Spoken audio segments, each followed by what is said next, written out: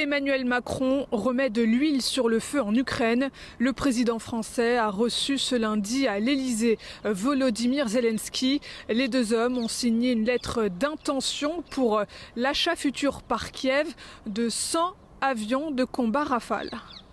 Cet accord prévoit ainsi un renforcement de la coopération bilatérale immédiat et sur les 10 prochaines années, avec l'acquisition de capacités décisives à très court terme.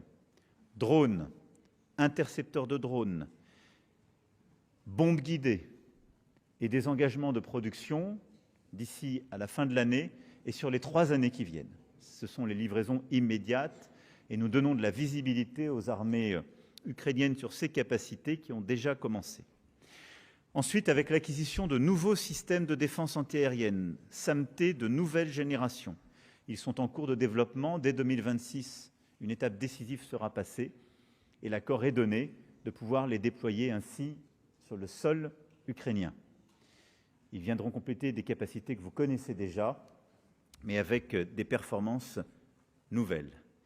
Et puis l'acquisition jusqu'à 100 Rafales, donc nos chasseurs de dernière génération, avec leur armement complet.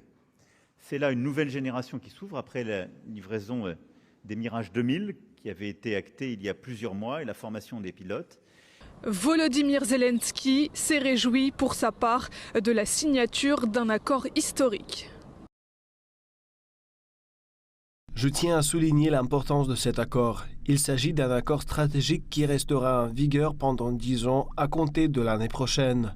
Nous sommes conscients de tous ses fondements, politiques, financiers et industriels. C'est un accord historique. Nous apprécions beaucoup ce geste de la part de la France visant à garantir une véritable sécurité en Europe.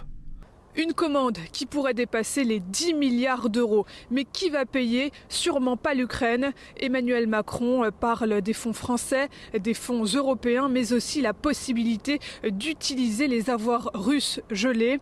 200 milliards d'euros sont en effet actuellement bloqués dans des banques européennes.